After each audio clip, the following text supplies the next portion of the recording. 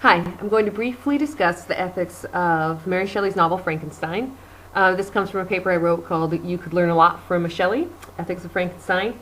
And my main focus really is that Victor is the actual monster. And he's much more of a monster than his creature.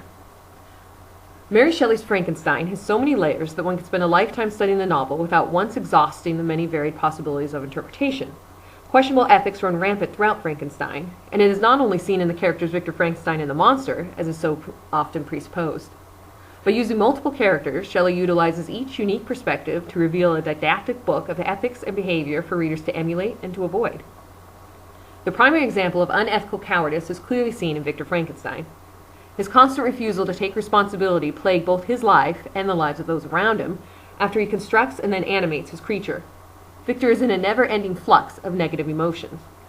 He turns his creation into a monster both physically and mentally. It is only after his constant rejection of the monster that the creation begins and continues to wreak havoc and destruction around Victor's intimate circle of loved ones. The initial moment of life is the pivotal time when Victor has the power to turn his creation into either angel or demon. Victor allows the horror and disgust, which filled his heart, to control his actions. Rather than taking responsibility for the life he had just given, Victor spurns the monster, and it is this unethical act that sets forth the dire actions of the monster. This cruel abandonment serves as a duality of lessons. First, it instructs us to assume responsibility for our actions and to follow through with commitments. Secondly, it shows us the danger of seeking knowledge that we are unprepared to manage. Victor's drive to learn the secret to making life utterly blinds him to the consequences of achieving such a monumental feat. When he succeeds, he is paralyzed with his own inability to assume the responsibility and care that he should have anticipated his creation would require. Shelley gives the monster personality that has many dimensions, and he carries positive and negative qualities. His negative qualities only appear after he is repeatedly abandoned and neglected. This raises the assumption that it is not Victor's animation of the patchwork body that is necessarily the cause of such evil, but rather it is Victor's neglectful and cruel behavior towards his creation that causes the damage. Shelley diverts focus away from the common arguments of morality and the issue of not playing God, and chooses to divert the focus on the ethical problems of the individual. Victor becomes the wretch, the miserable monster whom he created. He is referring to the monster, however, he could be speaking of himself as well. Not only does Victor shirk from his own responsibilities, he allows others to assume the responsibilities for his dangerous choices. This lack of ethics results in the deaths of his loved ones, deaths he could have presumably prevented if he had followed through with his own accountability. One of the most blatant examples of the wrongs of embodying passive ethics is seen during the accusation, trial, and then execution of Justine Moritz. It is Victor's refusal to own up to his unethical behavior that allows the innocent Justine to be killed for a horrendous crime, a crime which Victor is more rightly accountable for. Victor fancies himself wretched, and he becomes so lost in his own self-pity that he distances himself from all ethical propriety. Shelley shows the reader that this form of wallowing escapism does not render a person any less accountable for their actions. Victor relates to Walton that he remained motionless. The thunder ceased, but the rain still continued, and the scene was enveloped in an impenetrable darkness.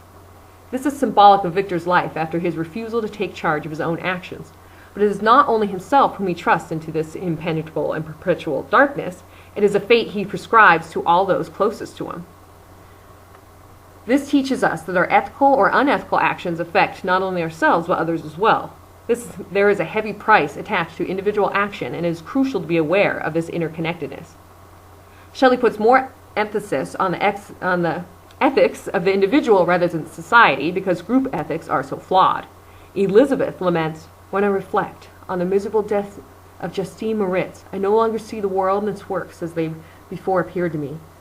Before, I looked upon the accounts of vice and injustice that I read in books or heard from others as tales of ancient days or imaginary evils. At least they were remote and more familiar to reason than to the imagination. But now misery has come home, and men appear to me as monsters thirsting for each other's blood." A person cannot and must not rely on society to dictate an ethical way of life. It is up to the individual to construct his or her own ethical compass.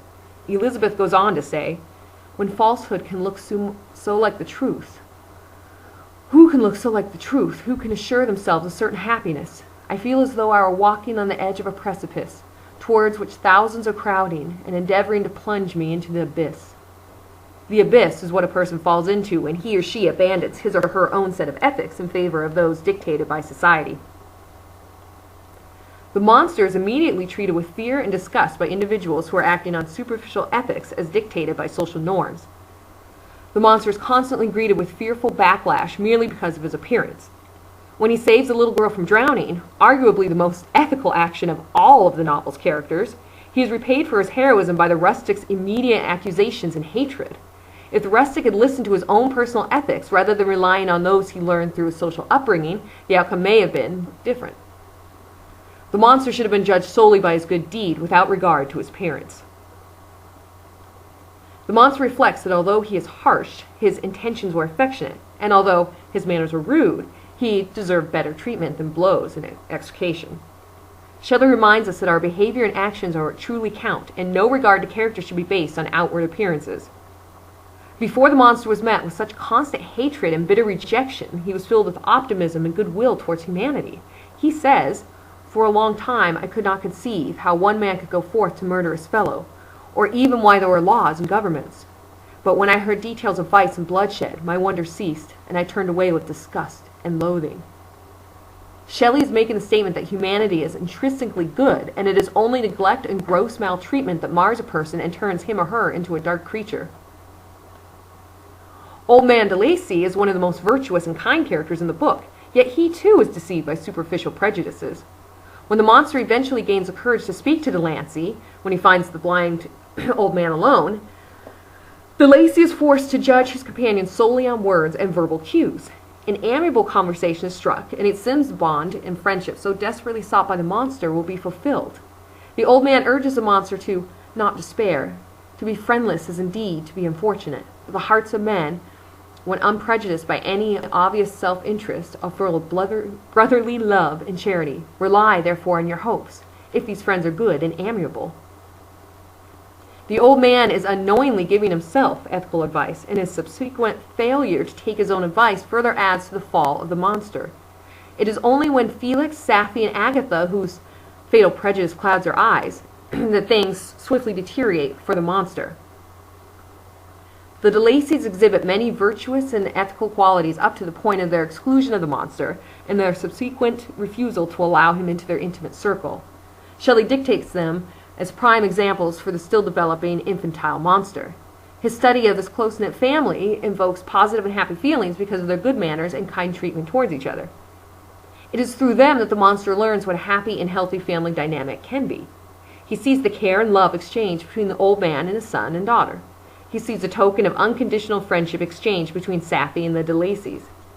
Through Felix and Sapphy, he sees the positive aspects of romantic love. Felix embodies the positive ethics of fulfilling familiar obligations. His devotion to his father and sister teach the reader the importance of maintaining and nurturing familiar bonds. The father also returns his love and devotion. Alphonse is another example of a positive father figure. Although, where Felix plays the role of the devoted and noble son, Victor does not return such attention to his own father. Victor constantly neglects Alphonse in favor of first pursuing and later fleeing his obsession. Yet Alphonse remains a source of comfort to his son. And one of Victor's more wretched hours, Alphonse resolutely tells his son they should cling closer to what remains, and they should transfer their love for those whom they have lost to those who yet live. The father serves as the voice of comfort and reason. He is the patriarchal beacon to guide his son through his own darkness. Shelley has the father put the mental health of his loved ones above his own internal suffering. Victor does not take others' mental health into such high esteem. One of the most unethical moments of the novel occurs when Victor entreats Elizabeth to enter into marriage with a dark and giant secret looming above them, one that she cannot know until she binds herself to him through marriage. On their wedding day, Victor perceives that Elizabeth was melancholy, and a presentiment of evil pervaded her, and perhaps also the thought of the dreadful secret which Victor had promised to reveal to her the following day. Shelley parallels the unethical withholding of information with the impending doom of the monster fulfilling his death threat. Shelley's making a statement that withholding knowledge and blocking access to key information is the equivalent of death. If Victor had been ethical and revealed his horrible secret to Elizabeth sooner, if he had armed her with the knowledge of what he had done, he may have been able to save her life. When Victor laments that no creature had ever been so miserable as I was, it shows his ignorance of the consequences produced by his constant unethical behavior. If he had been more self-aware, he would realize that it was his maltreatment of the monster that first set forth a sequence of horrible events. He is so deluded as to his own role that he fails to recognize his self-loathing mirrors that of the monster. Victor's lack of ethics turns his excellent and venerable father into a man whose eyes wandered in vacancy, for they had lost their charm and their delight. When Victor says, "Cursed, cursed be the fiend that brought misery on his gray hairs and doomed him to waste in wretchedness," he is, in essence, cursing himself. One of Victor's few redeeming qualities is his vehemence in his plea towards Walton that he not suffer from the same obsessive mistakes he did. Victor finally puts his sense of right and wrong above his pride and self-delusions, if only momentarily. Victor tells Walton to learn from me, if not by my precepts, at least by my example. How dangerous is the acquirement of knowledge, and how much happier that man is who believes his native town to be the world, than he who aspires to become greater than his nature will allow. By using Victor as a mouthpiece, Shelley is warning readers not to allow themselves to be completely absorbed by their obsessions, and reminds them to maintain personal ethics above all other pursuits. It could be argued that Victor is at the pinnacle of his ethical progress when he abandons everything to adopt the widely unethical action of revenge. It is only after he finally reveals his secret to someone that he confesses that his rage is unspeakable, when I reflect that the murderer, whom I have turned loose upon society, still exists. Victor now puts the safety and well-being of others before himself. He vows to devote himself, either in his life or death, to the monster's destruction. Victor has at length learned from his arrogance, pride, obsession, and blindness. Victor imitates his father when he gives sound advice to Walton. He tells him to learn from my miseries and do not seek to increase your own. Yet Victor still has not learned from his mistakes. When the ship's situation becomes increasingly dire and the crew want to return to England should a break in the ice occur, Victor blasts them for cowardice and shames them for not possessing strength enough to endure cold and peril. Yet Walton, with his stronger set of ethics, realizes that he must put a stop to his incessant desire for discovery that endangers the lives of his crew. He writes to his sister, "Could I, in justice or even possibility, refuse this demand?" Walton puts the lives of those in his trust above his obsession, thereby making a clear distinction between himself and Victor. Shelley shows how a person triumphs when he or she acts in a just manner. Shelley closes the novel by illustrating the principal distinction between the ethical Walton and all others, for Walton is the only person to show the monster compassion. After seeing the appalling hideousness of the monster, Walton still calls him back as the monster is about to escape. The monster points out the hypocrisy of humanity's ethics. He says, "Am I to be thought the only criminal when all humankind sinned against me? Why do you not hate Felix, who drove his friend from his door with contumely? Why do you not execrate the rustic who sought to destroy the savior of his child?" When the monster says this makes his blood boil, Shelley may also be speaking for herself, as she gives readers these instances of wild injustice that they must strive to never enact themselves.